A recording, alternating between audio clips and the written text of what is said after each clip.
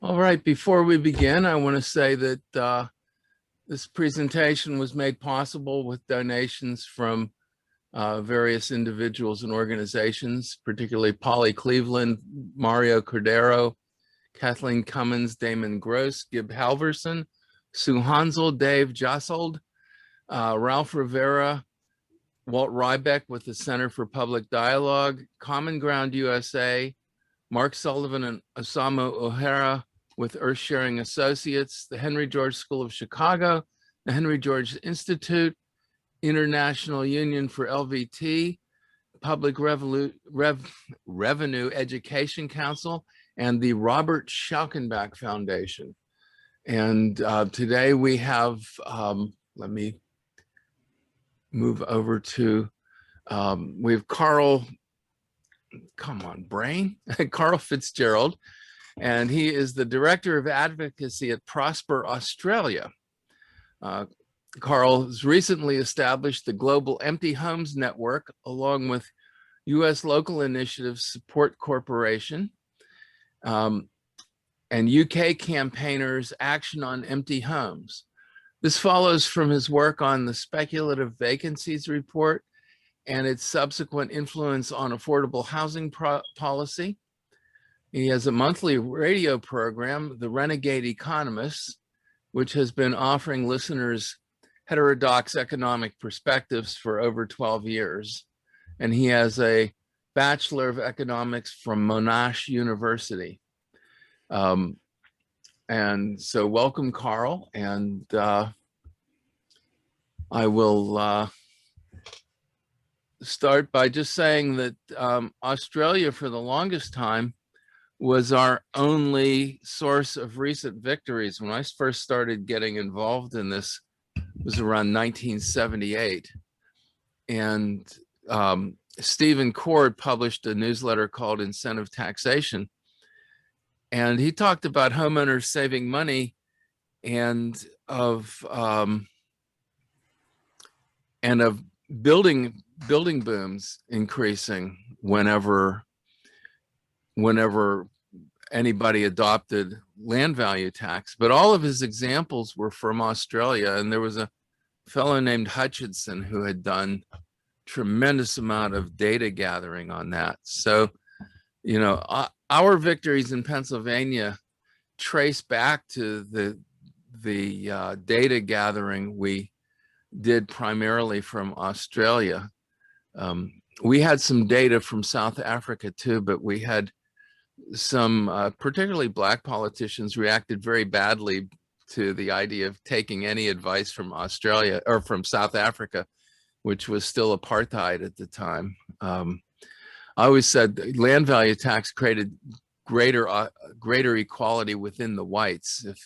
If there was not greater equality, the whites were a distinct minority, and if there were not greater equality within the white community, would have been more difficult to hold together any kind of solidarity against the larger Black community.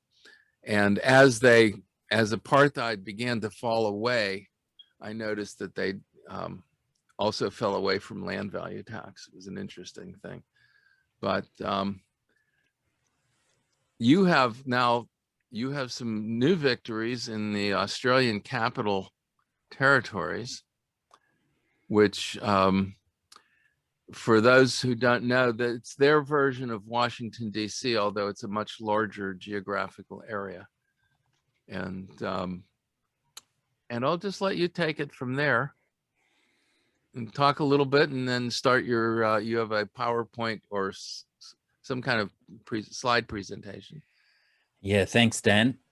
As is tradition here in Australia, I'll start by acknowledging country, what we call, and I'll pay my respects to the traditional custodians of this land where I'm speaking from, the Dja Dja Wurrung. And yeah, we thank elders past, present, and emerging, and fully recognize that this land was never ceded, and Australia exists without a treaty. So technically, you know, there's still a subtle form of genocide going on in this country, and certainly The role of land is affecting Indigenous populations so drastically, it's horrific. So there's about a 20-year difference in life expectancy between Indigenous and non-Indigenous. So yeah, it is a big issue. But yeah, let's go into this slideshow. I hope that's coming up, is it? Yep, good. All right, well, click on the right screen. So yeah, Henry George's 1890 tour was, really gave our labour movement some intellectual grounding and built upon the land nationalisation movement that was already here. Yeah, I hear stories of pamphleteers being at the docks handing out pamphlets on the importance of land and keeping the aristocrats out of town. So this book by John Pullen called Nature's Gifts is absolutely incredible, pulling out hundreds of different newspaper clippings and referencing his 98-day tour across 34 cities, where he often spoke 3 or 4 times in each city.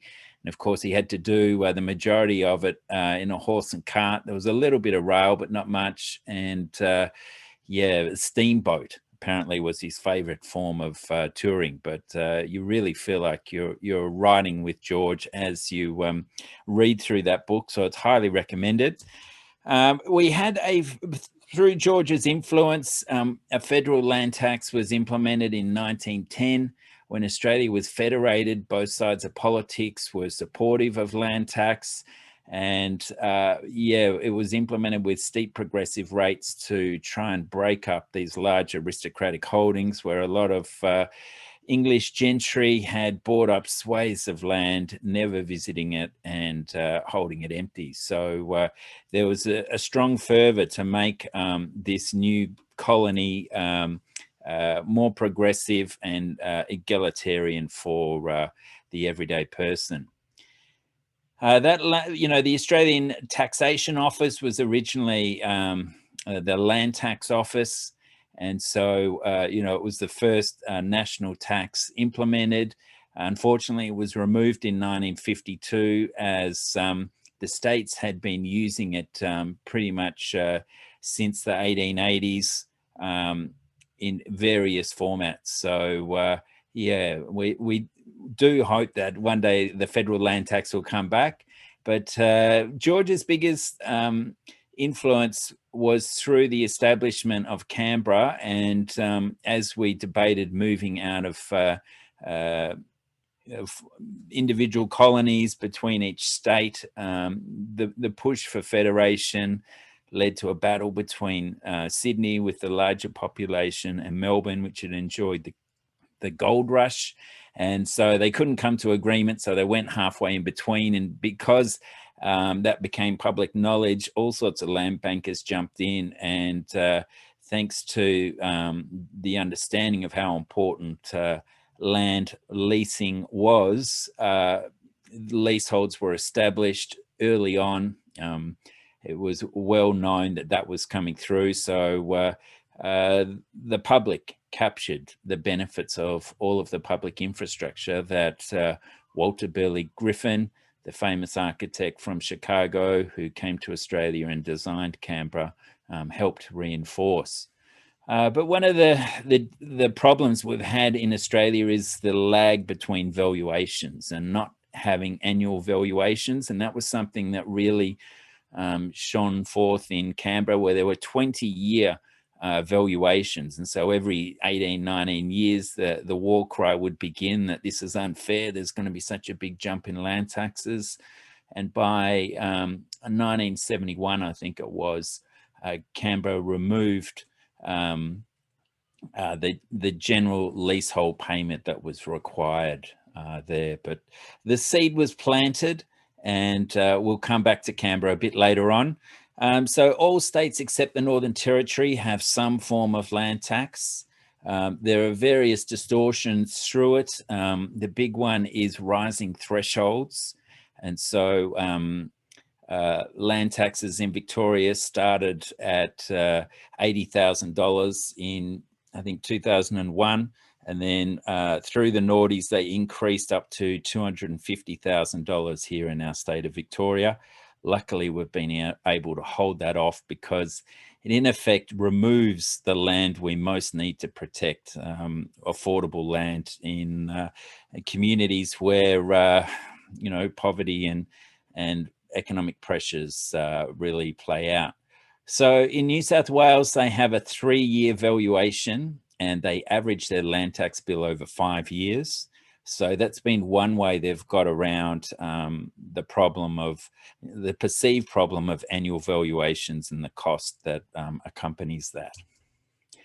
Here we have a chart from the legendary Henry Tax Review from 2009-10, and you can, if you just concentrate on the dark green line in the middle there for New South Wales, you can see that the thresholds there, land taxes didn't begin until I think it was about $330,000 at that point. Because New South Wales and Queensland index it to median land values, every time land prices go up, investors in effect get a holiday. So now the land tax system in New South Wales starts at $755,000. So in the median home's about $1.1 million. That means that a large chunk of the tax base has been excluded through this subtle form of rising thresholds.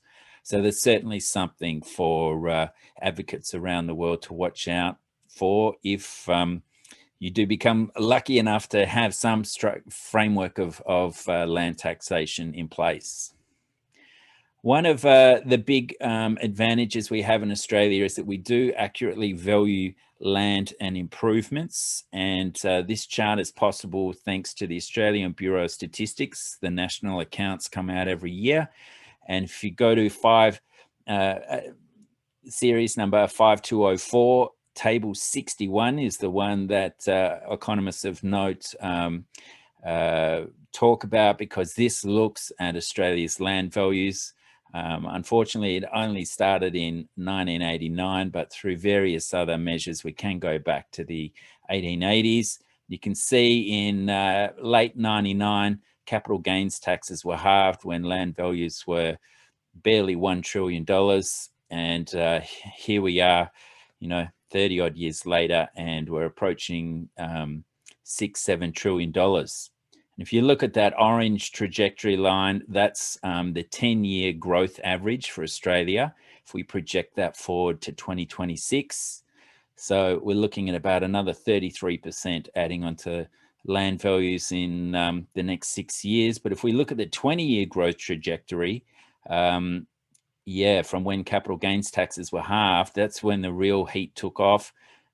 You can see that we're going to pump up by maybe another 66%. So I mentioned that in a meeting with New South Wales Treasury recently, and they couldn't believe it. So it's great that we have this data to help reinforce, the efficiency and equity beliefs that all Georgists hold.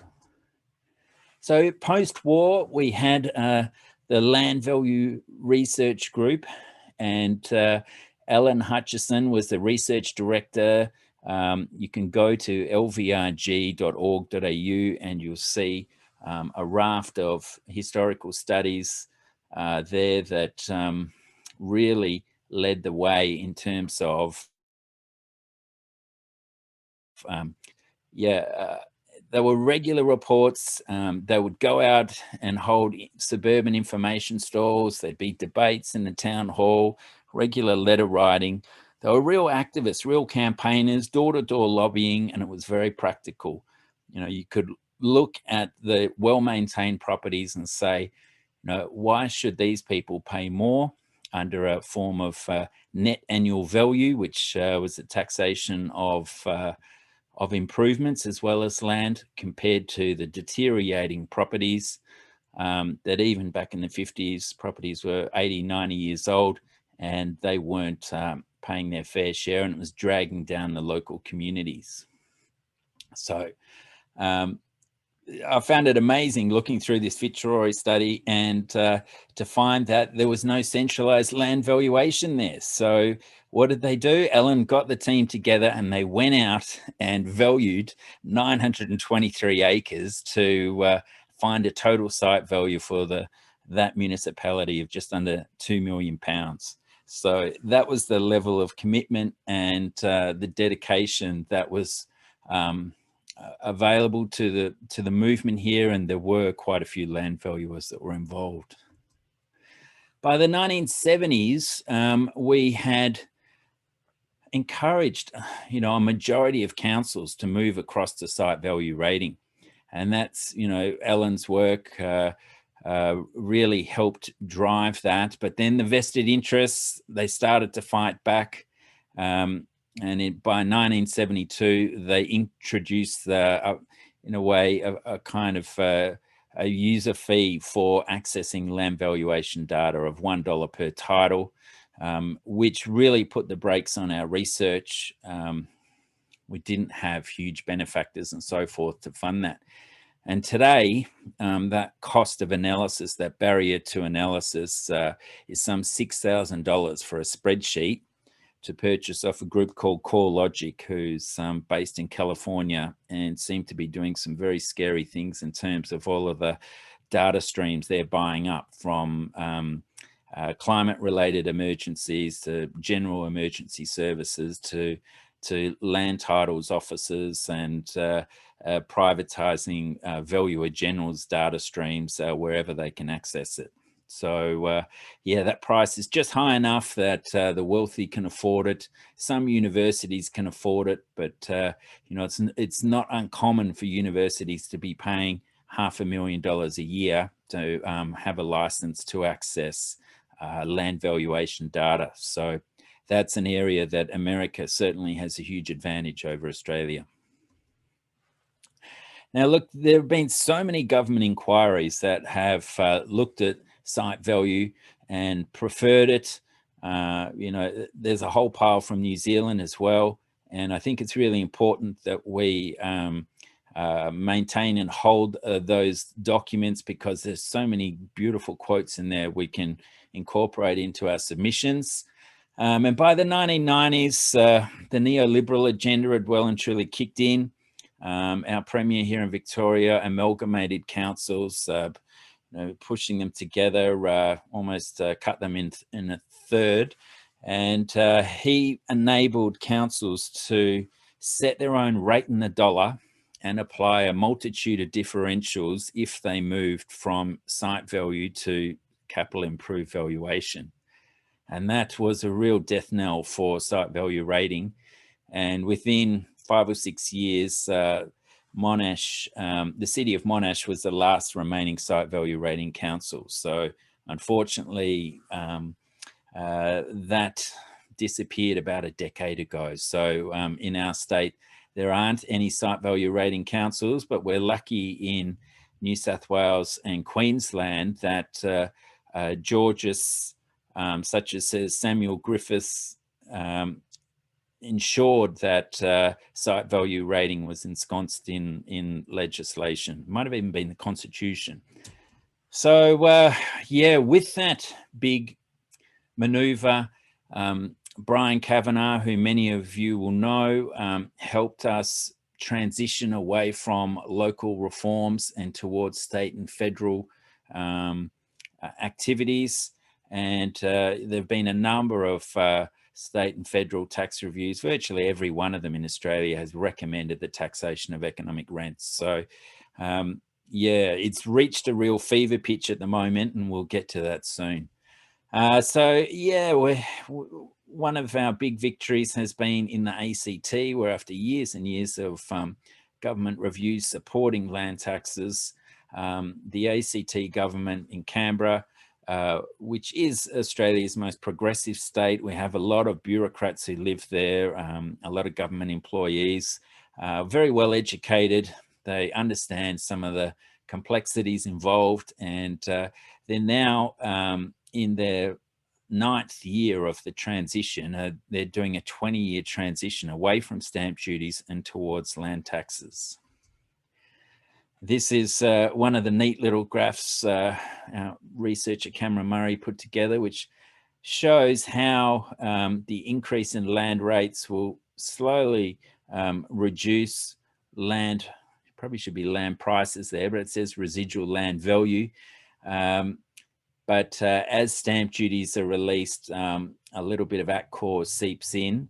And yeah, we'll go through some slides now. This one's a good one because it looks at Treasury forecasts. And one of the things we know about land taxes is that they're a lot more stable form of revenue. Conveyances, which are stamp duties, oscillate with the market. And so you can see there that the grey bar reduces in size over time, showing that the difference between forecasts and actual taxation collection got more and more accurate. And yeah, the general rates, which stands for land rates, has been pretty steady all along the way, but it's the reduction in stamp duties that's leading to a more accurate tax base that allows government to plan more effectively for the future. I just wanted to mention that what you call stamp duties is what we call deed transfer tax. Yeah, right. Good. Good. So gross state product is an important indicator of productivity. And we can see that it is not reliant upon population growth here. So it's kind of indicating that the removal of some deadweight costs is leading to a more productive society, which is a good thing. And here we have a look at unimproved land value, and you can see from 1213, when it really started to kick in, that land values have stabilized. So that has been a good aspect there, good result. And here is probably the most interesting angle. You can see in this analysis that house prices have still increased. And yeah, we kind of wonder about some of the valuation techniques involved there. But on the left, you can see commercial property rates. Commercial land values have largely stabilized since 1213 there. And that's because there has been quite a large jump in commercial rates on commercial land. So you can see that the tax base has shifted quite heavily onto commercial. So the rates fall across the schedule there between 3 and 5.15%. So, you know, that's getting closer to our dream of a 5-6% sort of land tax rate. And you can see that commercial land values have evened off. So that is very important. But for residential, prices have still increased, and the rate there is only 0.5%. So it's still very marginal. And what we are noting is that really that rate is not high enough to affect prices. And that's one of the things we always have to be wary about in Georgism, of talking about you know, the land tax revolution making prices more affordable. But really, with ATCOR in play, unless there's a lot of vacant land on board, yeah, it's going to take a little while to get to the bottom of how that deck of cards reveals itself. So yeah, commercial rates increased. You can see here again, the rates collected ramped up.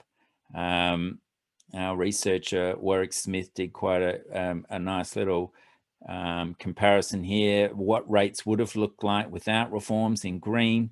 And if land values hadn't have increased in maroon, that's what your land rates, commercial land rates, would have looked like. So yeah, it's showing that rising rates are at a significant level are having a dampening effect there. Now, this is one that looked at residential land price growth for only based on valuations for properties that weren't turned over. And it showed that, land values the growth did drop off in those sectors of the community. So that's something we're keeping a close eye on, and we need to do a bit more investigation on there. So one of, taking Alan Hutchison's sort of lead of really trying to push regular reports so that we can create media and get in the news, and from that build the Prosper brand up and attract more membership, higher caliber membership, a better board. We try to release at least 2 to 3 reports a year. And this one looked the unspoken alternatives to expensive housing by Dr. Cameron Murray, looked at the Canberra land rent scheme. So this was similar to a community land trust, but it was a government run activity. And I was amazed when our offices in Hardware Lane were visited by some bureaucrats from Canberra who were trying to get this scheme off the ground, and no banks would lend to it. And so the Henry George Club lent, I think, $300,000 to help get the ball rolling. And I think it was the Community Sector Bank, which was backed by the police union's superannuation payments. Between the two of us, we helped get this scheme off the ground. And initially it charged between 2 and 4%, depending on your income. They reduced that to a 2% rate in 2015. We warned them, it was one of the first calls I got from government asking for our advice. And it seems that now we've built our profile up, we're regularly receiving calls from government wanting our advice on various policies. And we warn them that 2, even 4% would mean that the early movers into this Canberra land rent scheme would enjoy the capitalisation of the remaining 2 to 4%. If we say a 6% growth in land prices is the long-term average. So over a decade, Cameron Murray found that owners saved some 37% over a typical mortgage. So that was an important finding. And there's about 700 households involved there. But unfortunately, the ACT government doesn't do much to promote this. We see it as the most innovative affordable housing project in Australia. Our public housing is largely underfunded. We need a third way to come through. Governments own so much underutilized land, and with the housing crisis as it is, we really need government to be putting more of their latent assets into play. So we just, prior to Christmas, released our 10th analysis into speculative vacancies. And thanks to that ABS Table 61 from the National Accounts, we could calculate that in Victoria alone, in 2019, land prices were up $136 billion, but vacant homes were also up as well by 13%. So often, this report brings in 20 to 30 different media references, gives us a great platform to talk about land taxes, and helped build that profile up for us, get us in the media quite regularly. And in the end, the government decided to enact a vacant residential land tax, which was a minor victory for us. It wasn't as well implemented as we'd liked. They curtailed it to the inner city. They encouraged more investment in the big land banks, the big campaign contributors' holdings on the sprawl. So, and it was also a 1% tax on the capital improved value. So land bankers got another subsidy on it. So some of our recent wins include annual land valuations. So that lag is no longer a problem. I talked about land tax thresholds remaining at 2008 levels here in Victoria, so they're still at 250,000. I think Queensland's up now around about 700,000, so pretty well wipes out the effectiveness of land tax on investors. Yeah, we were sitting around one day during a trustees meeting, and David Collier, my former colleague, received a call from the Treasurer's office saying, thanks for your budget submissions. You helped inspire us remove the tennis court exemption. So this was one where the wealthy would buy up the neighboring property, put a tennis court on it, call it their principal place of residence, and then avoid paying land tax on it and sell it some 10, 15 years later. So it just sort of demonstrates how, we can aim for 100% land value tax, but we can also think of all the small little milestone victories we can aim for, and keep a few wins ticking over so that our members see that this is, delivering results, their involvement. One of the more challenging things that we've been fighting over the last 3 or 4 years was that the Victorian government wanted to remove the option in its entirety from the Local Government Act for site value rating to be an option. So just before Christmas last year, the news was released that they were keeping site value rating as an option within the legislation. So that was another minor victory, but it's certainly a very important one, because getting that back on the agenda would have been very difficult. And this last point on absentee owners and basically foreign investors, there's a 8% surcharge on their stamp duty. So our vacancy report, we haven't really highlighted the role of foreign investors, but of course the conservative press just loves that story. And whilst foreign investors are about 10% of the market, the investment market, this 8% surcharge, it at least is some admittance that more investment on a fixed land mass is only going to lead to land price inflation.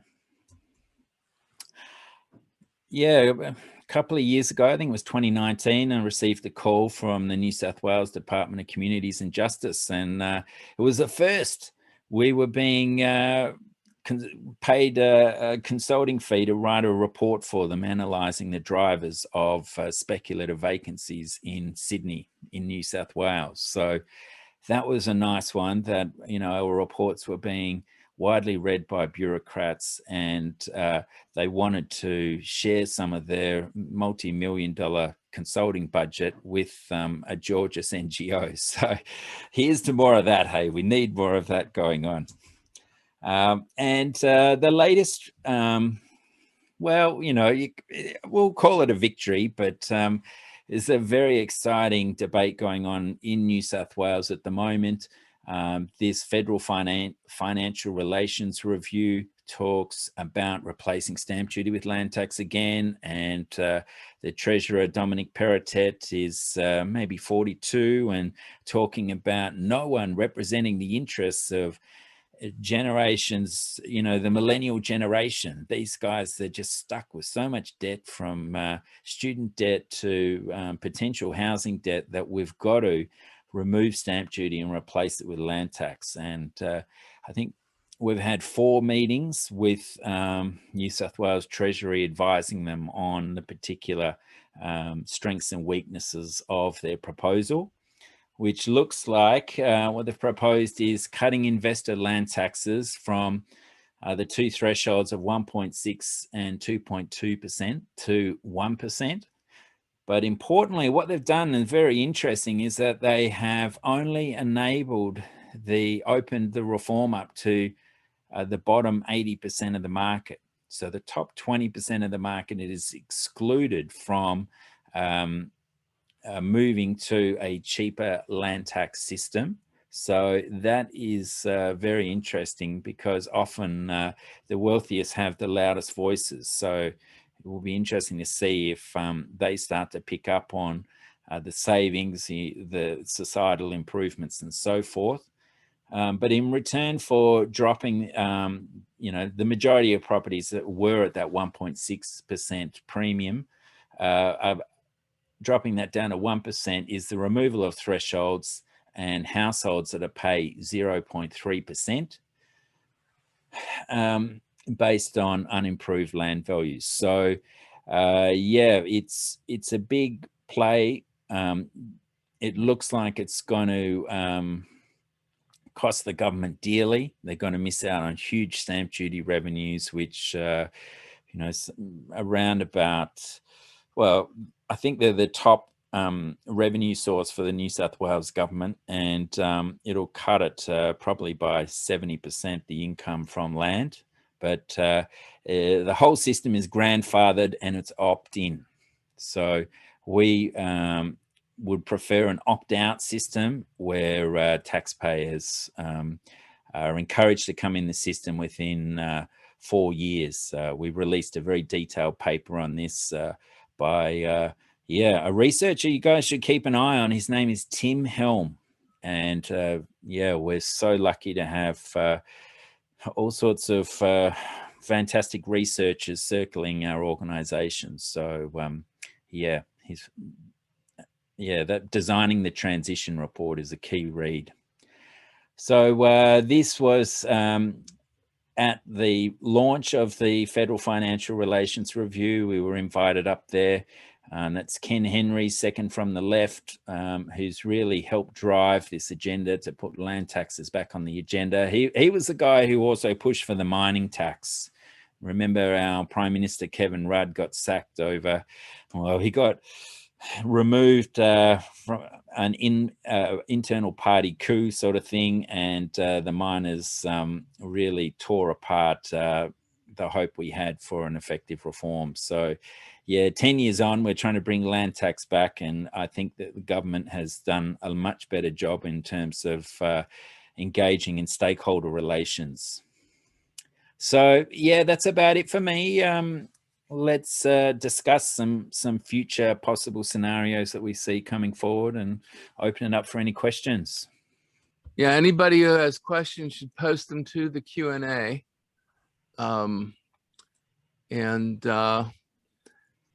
In the meantime, I had a few. One was, I thought that there's a couple things that make basic income better to couple than it is in most places or in most times. One is that you had this threshold before land value tax cuts in.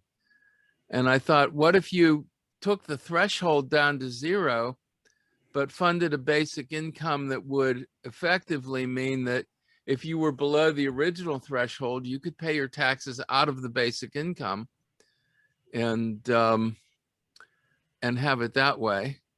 And the other thing that made me think that basic income might be palatable is, my understanding is that the Chinese have been buying up a lot of Australian land and also California land. New York Times ran a story on them buying up California land, and I posted it to a Facebook group, and somebody said that I was being racist. I guess if it had been Canadians buying American land or British or German or something, it would not have been considered racist. But since it was Chinese buying up American land, then that was racist. I don't really care about the racial aspect of it, but I thought that it logically flows that if we keep letting them produce all our goods and we keep giving them money and they keep giving us goods, well, they're going to do something with the money. And one of the things they do with the money is buy land, and another is that they buy debt. And so I always said, rather than attack the free trade question on the trade level itself, instead of using tariffs or something, why not just tax the value of land? And they would only want to buy land if they were putting it to good use. Yeah, well, the Canadian superannuation funds are buying up a heap of Australian land as well.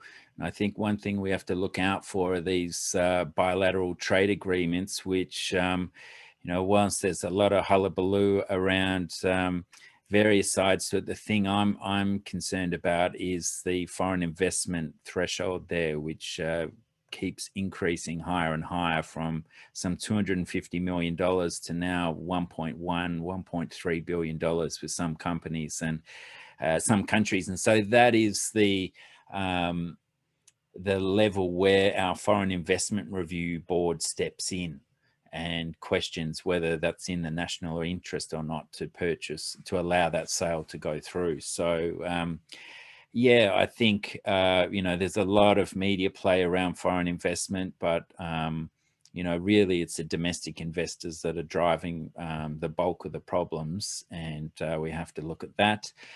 For me, living in this age of the Murdochracy, conservative governments ruling the roost, I'm not, I'd prefer us to talk about reductions in taxes on the productive economy before we talk about basic income. It's, very lovey-dovey on the left to talk about that sort of stuff. But I'd rather us, deal with the problems of all of those small L liberals that are, know there's something wrong with the market economy, but can't put their foot on it. And yeah, somehow we're trying to reach out to them, but we're all progressives at Prosper Australia generally, so we still get caught up in that leftist thing. But yeah, delivering professional reports and talking about these deadweight taxes that I see Bill Batt's got a good question on. And I think the last time I was at a CGO conference, I presented a chart that Bill had also pulled out from Federal Treasury, our 2015 white paper on tax reform that was again commissioned by a Conservative government. And it showed that the deadweight taxes on land taxes were minus 0.1%, I think. And they were actually a positive to the economy because they taxed foreign investment. And it was the first time Treasury had actually included the taxation of external income as a net benefit for the economy. So they're also the most burdensome to people who have land they're not using. Because if you're not using it, the tax is very conspicuous. If you're using it, you would have been generating some other tax on the use anyhow. So the land value tax tends to have a positive economic effect for that. It does. Well, one of the things we're finding though, and it's one of my dream reports, put it out here to the research community, what rate, what amount of the rent do we have to capture to really change behavior?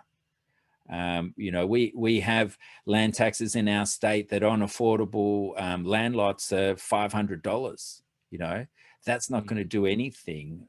So even with a 1% charge on that, maybe 3,200 on top of it, $5,000 total cost with local council rates. We're getting closer, but I kind of get the feeling, my gut feeling is we need to be taxing away at least 1/3 of the economic rent to change behavior. And when land prices are increasing between $30,000 to $60,000 a year, a $5,000 cost is nothing compared to going to your friendly property valuer and him saying, "Oh, it didn't go up 60 grand a year, it went up 100 grand. There's your deposit on your next block of land." So we haven't quite got to itemizing that research detail, but it's certainly something that we want to get to. Okay. Ted said Brian Kavanaugh thinks land value is around 25 to 30% of GNP. And he wants to know how much land value tax is actually collected. Do you have a ballpark on that? Yeah, well, when I did the Total Resource Rents of Australia report back in 2013, the land rent was, I think, about 14%. But when we included taxes on other forms of monopoly, the total economic rent package was 23.4%, which is about equivalent to our tax take at the time. So, so yeah, that's where we see that. We're hoping to do another analysis on the total resource rents of Australia a decade later, so in another couple of years. But yeah, it's a good point, Ted. I should re-look at that and just compare land rents to GDP. We should be just doing that basic one every year. Yeah. Ed Dodson wants to know how do they tax the asset gains on land compared to ordinary income or asset gains on other things? Yeah, well, we do have a 50% capital gains tax, but there are all sorts of tricks around this. Of course, depreciation. There's something called postcode hopping, where you move your primary address and your mobile phone bill, maybe a voting bill, to your new investment property, and claim you're living there. And then if you've lived there for 12 months, you can sell it without a capital gains. So yeah, there's a number of tricks around it, but at least we have that in place. But yeah, it was halved in 1999, and that was the big rocket that fired Australian land prices up and said, you know, look, the commodification of land is open for business. Please enjoy this newly liberalized banking system. And yeah, it recently came out in the papers that the Conservative Liberal Party recognizes that getting more people into mortgages, home buying is important, because home buyers are conservative voters. I was wondering what kind of support you had. The one guy you pictured looked very businesslike. In Pittsburgh, way back in 1913, when we got land value tax, the Chamber of Commerce supported it. The Real Estate Board, which is now the Association of Realtors, supported it. I would never have expected that. That a lot of very mainstream, non-ideological, pragmatic groups came out in support of land value tax. And more recently in Philadelphia, because Philadelphia's wage tax has been driving everybody out of the city, because their wage tax is around 4%, and most suburbs are around 1%. So anybody with a decent wage moves out of Philadelphia. So the effect of that was poor people were moving into Philadelphia and richer people were moving out. And the realtors figured out that was because that was because of the wage tax. So they actually came out for shifting from wage tax to land value tax. And I was wondering if you had that across the board kind of support there. Well, I mean, yeah, well, we've got a Conservative government in New South Wales pushing for the removal of stamp duty. We don't so much have, we have a payroll tax at the state level, which does in a way tax wages, but it's only for businesses with more than 20 employees. So it's sort of medium to large size businesses, and that's generally the largest revenue source for most states. There's certainly support amongst the Labor movement, but I would think Conservatives really grasp it more readily. The Labor movement is hung up on a belief that because people have a big mansion, we should tax the improvements as well. They don't quite get the locational thing, and that goes back a long way. We just haven't been able to crack them on that. But we continue to work on that front. Yeah, so yeah, our support base, though, we do have quite a few Gen X and Y, younger type people coming through who are locked out of housing and just fuming about the situation. Talk of community land trusts. You know, there's local councils here who in warmer climates are establishing temporary accommodation under a land trust model where the council, if it needs this surplus land, can move them off after the 5-year initial period. So those innovative ways to deal with, you know, latent land use are required as this marauding massive capital circles the globe, buying up real estate from a mobile phone whilst they're sitting on a goddamn hammock. You know, it's so easy to buy and sell real estate now, particularly if you've got buyers advocates, property stylists. You know, you really don't have to ever visit the property. And yeah, I was hoping we could talk a little bit about the big issue that I see coming through that of course started in America, but you know, with barely a breath after the Great Recession, the global financial crisis, Wall Street got stuck into developing their next form of security, and that is rental-backed mortgage securities. The single-family rental privatization agenda that companies like Invitation Homes, Colony Capital are really driving, where they're able to attract capital, offering high yields and ratcheting up rents. Renters in Brooklyn have to face scan to get in their properties now. The whole prop tech thing that's coming through, where they're scraping our data off our phone. Talk of them leaning in on our banking transactions and putting algorithms in place to figure out what rents we could really pay, what we could really afford, and buying up adjacent lots in rundown communities where we're going to see a new infrastructure project come through, and then they'll apply for the rezoning windfall as well. They get the infrastructure windfall. Yeah, I feel like the commodification of land is really accelerating as we speak, and we're unfortunately on the doorstep of you know, the next big leap in terms of rent seeking. Is anyone in America doing much research on that? I know these goddamn economic geographers, these Marxists, they're all over it.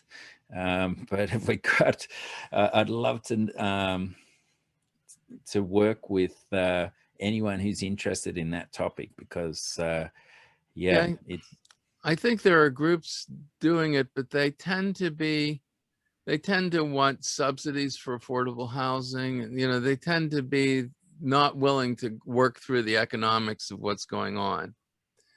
And so it's been hard to sort through that. I got a question from Mark Sullivan. He said, you mentioned there's a slow-moving dispossession and even genocide of indigenous people in Australia. Have you or any other Georgist or Georgist organizations issued any policy statement addressing that? Yeah, maybe 15 years ago, I was heavily involved in a group called the Black GST. That stood for Genocide, Sovereignty and Treaty. And I tried to get our story across there, but there's so much pain from, you know, attending a fortnightly funeral is pretty much the trend. And the survival mechanism is just so strong. But whenever I, you know, could speak to someone at a quiet moment, virtually any Indigenous person around the world, you mention, you know, their persecution tying back to their inherent understanding of the value of land, and their eyes would open and there'd be that connection that, you know, nature's bounty should be shared for all. But yes, Mark, we haven't written a formal policy statement on how we could pay the rent, you know, back pay the rent to Indigenous people in some way or another.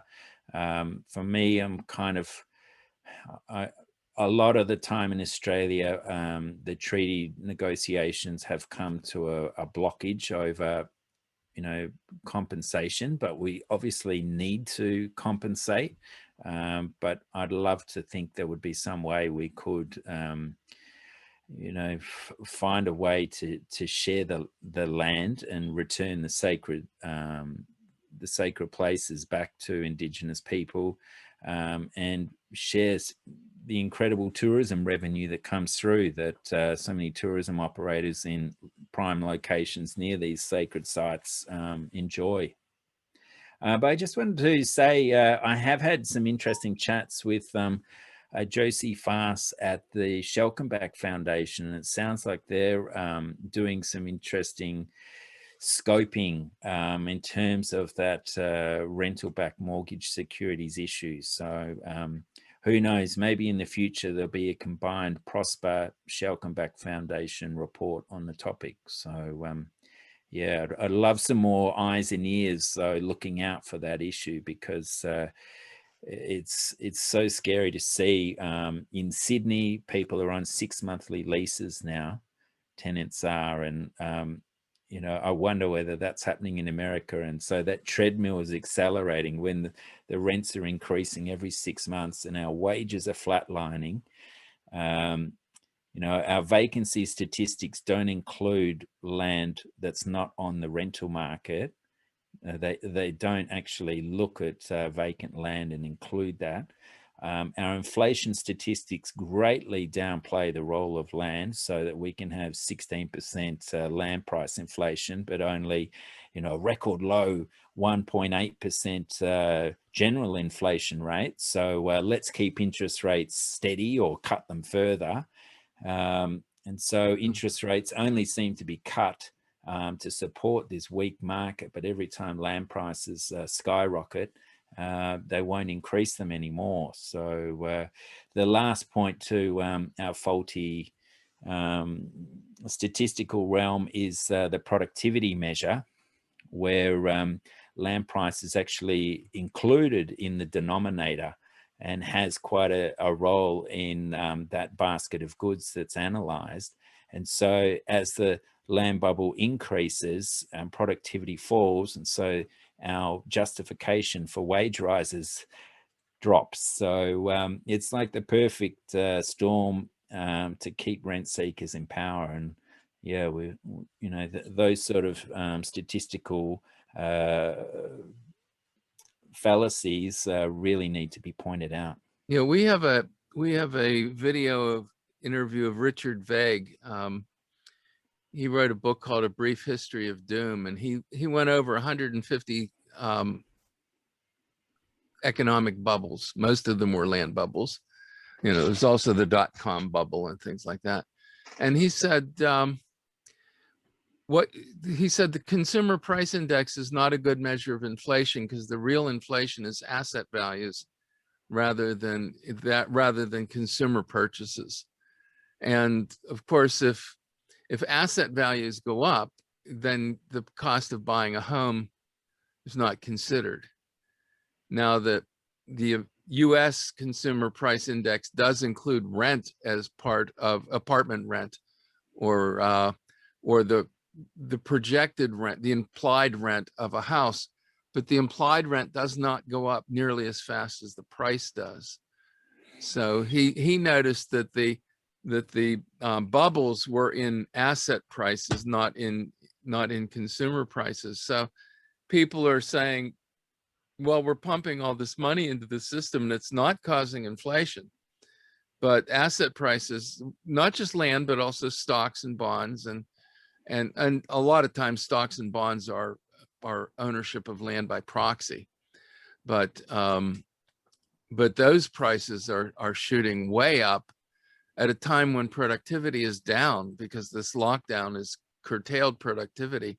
So how can prices just be going up like that? And it's because asset inflation is the real problem. So it's a very recent video, and it's already our second most watched video.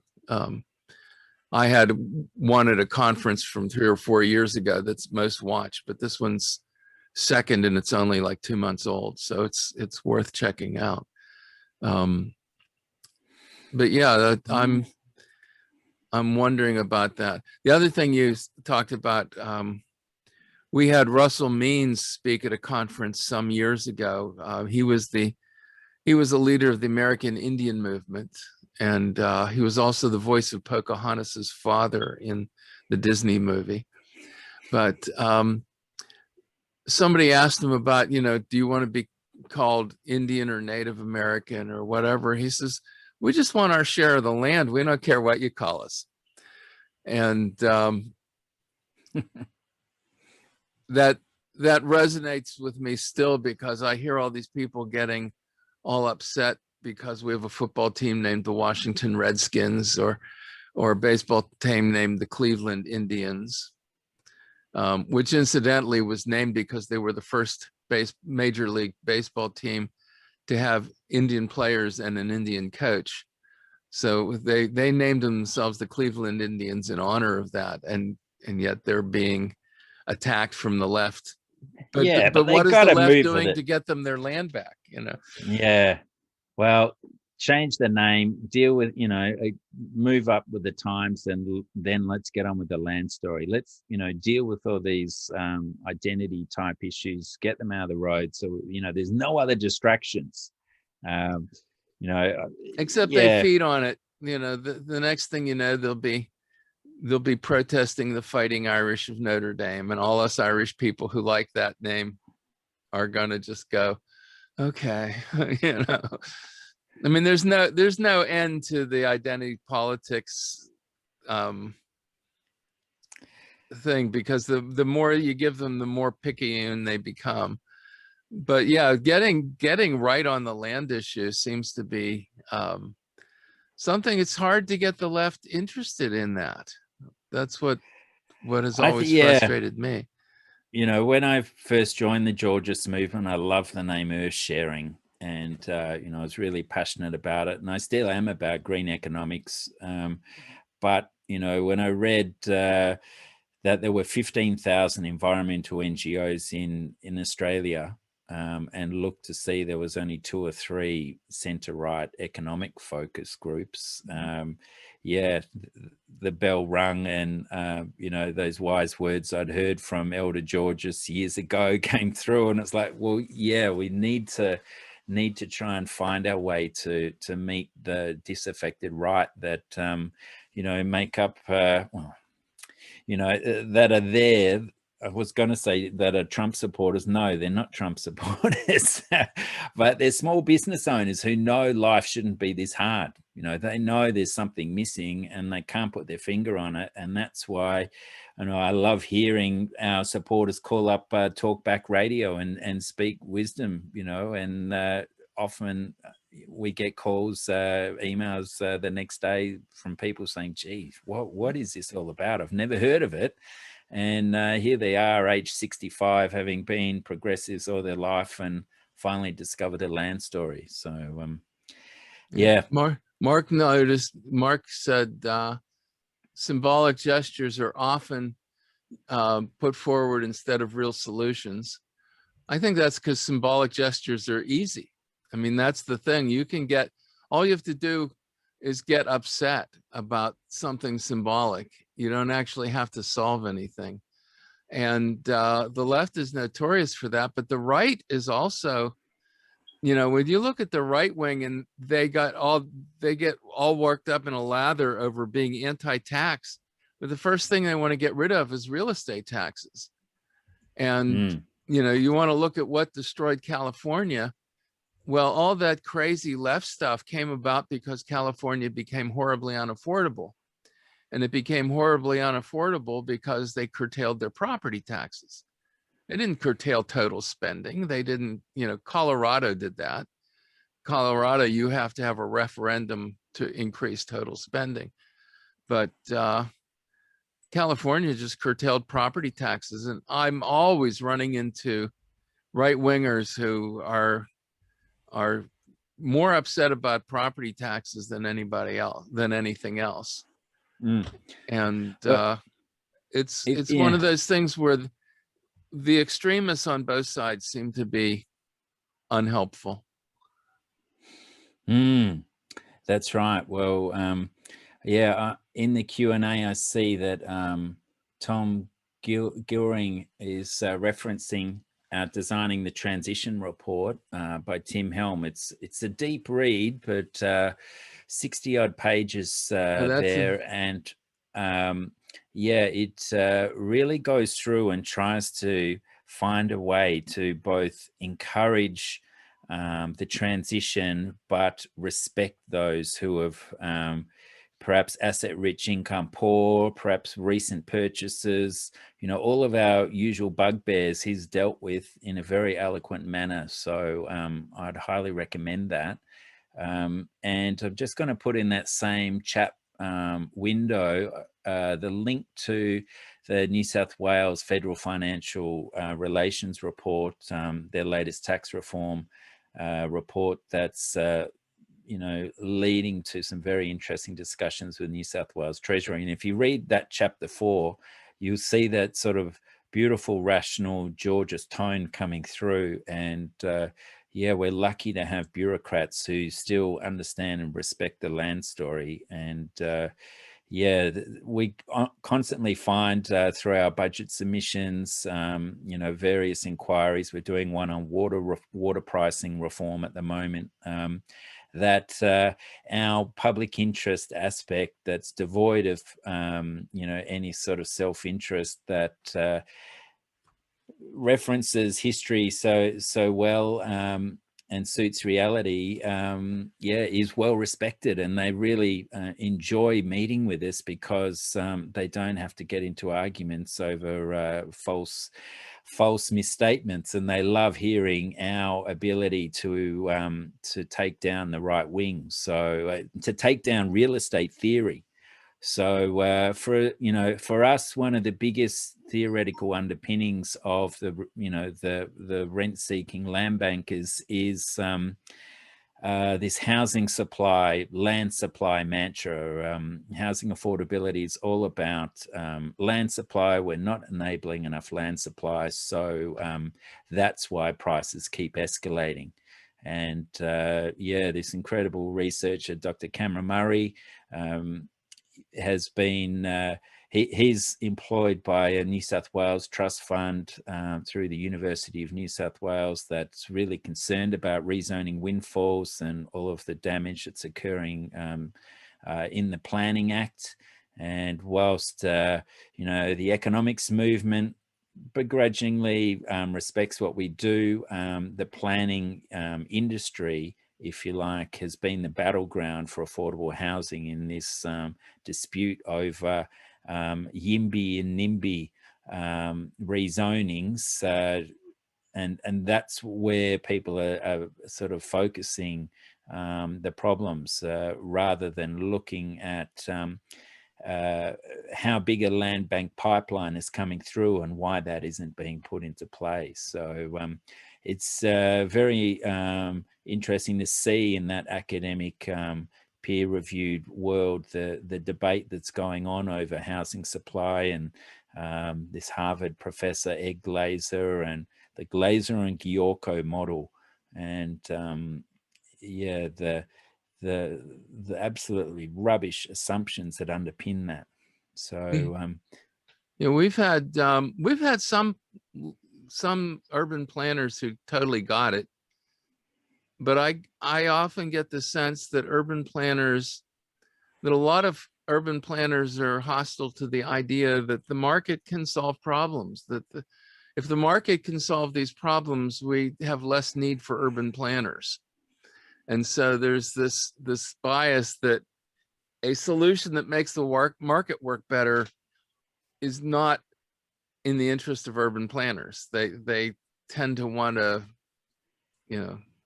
they tend to want to be able to tinker with zoning or tinker with other things and come up with things that are new and clever because they spent years being educated on how to do that. And you need a lot of planners to do that. You don't really need a lot of planners to implement land value tax. And if it works the way it's supposed to work, you're not going to need as many planners generally. You know, you will need to make sure that the sewer, water and sewer lines are big enough for the market that might develop there, and you need to know that the roads can handle a new development or something. But in general, there's like an excess of planning, and they treat cities like they're train sets, and you know, we want to put things in different places and move them around and be very clever about it. And I don't know that our approach is conducive to that. It kind of makes that unnecessary or less necessary. Our message has the greatest resonance with engineers generally, analyzing our members. They're the ones that build the infrastructure, that see the incredible increase in land values. And on the other side of the coin, the town planners understand the golden pentic to those rezoning windfalls, delivers multi-million-dollar packages to insiders. And so between those two, they're a very useful market segmentation for us. And yeah, a lot of young town planners are just incensed by this rezoning agenda, this urban sprawl agenda. And when you tie that together with the vacant land, vacant housing story, it helps build a story in people's minds as to why on earth they should become tax geeks. Okay. Well, do you have any final thoughts that you want to throw at us, or? Yeah, I still feel that we need, I'd love to connect in with Dominic Frisby in the UK and see how a comedian is breaking this story down to the everyday person, because I still think, to read those great pieces on American literary and artists from the Gilded Age who helped break down Georgia's story and make it accessible for the everyday person. I still think we need to find those people who can help us simplify the language and connect with people's values. And yeah, I'm really looking forward to having a in-depth chat with Fred Harrison and our team at Prosper about trying to find those levers that address people's values-based system, and perhaps we can leave the tax talk for the second or third conversation rather than hit them over the head with deadweight costs to begin with. So yeah, developing that sort of communications plan is really important. So yeah, we interviewed Dominic Frisby a couple months ago, and he mentioned Fred Harrison, that he's been in communication with Fred Harrison. So that's and he has a very good, lighthearted way of delivering things too. So he's he only touches on land value tax once in a while. It's one of several issues he cares about. And one of the things about comedians is that they don't stay with an issue if it's not funny. that it. Yeah. Well, we all know we can laugh till we cry with this story, don't we? Mm-hmm. Particularly when we see how many millions are just handed to those who do the least productive activities in society. So yeah, I'm fascinated with the natural monopoly, the anti-monopoly movement, Matt Stoller and yeah, a couple of others in America seem to be doing great work. But I think it'd be very timely to come up with a Georgist analysis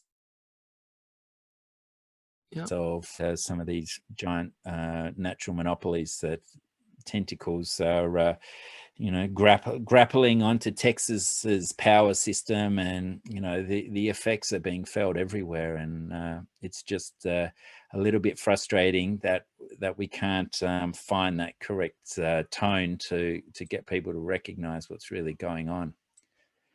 But yeah, thanks so much, Dan, for inviting me along. Oh, you're It's been welcome. fun, and hopefully people found it of some use.